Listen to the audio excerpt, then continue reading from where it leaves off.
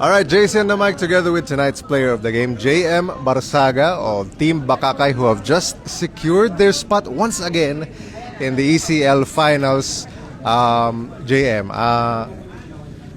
medyo slow start ka mo ngunyan, ano? Against Team Tiwi.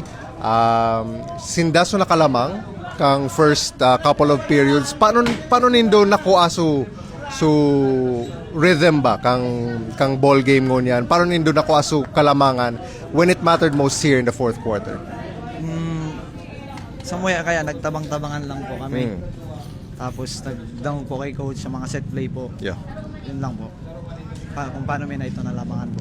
Now, JM, like I said, ang kalaban ng Dudigdi sa Team Tiwi last year, ang record nila bako magayon, pero ngunyang taon mas magayon ang ang kawat ninda.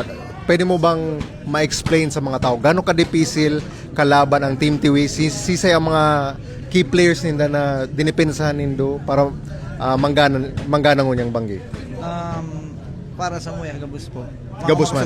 Mga makusog po. Sinda, Team Tiwi po. Total team effort man sinda now. JM, ngunyan rematch kamo kan Team Tabaco, although sa Friday pa ini.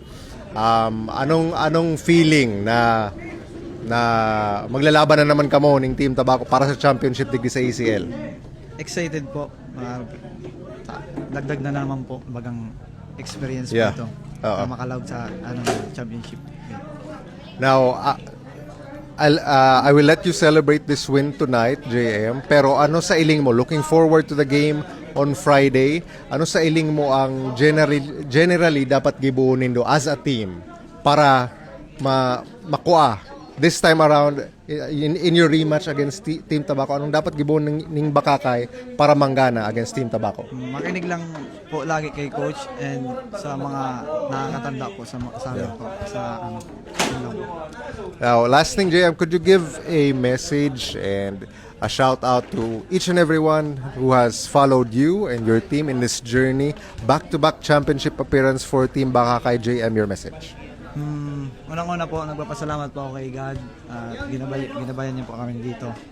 At sa family ko po at sa teammates ko, lalong-lalo na kay Christian Daguro po. Yung na nagagabay sa akin po, nag-advise sa mga at sa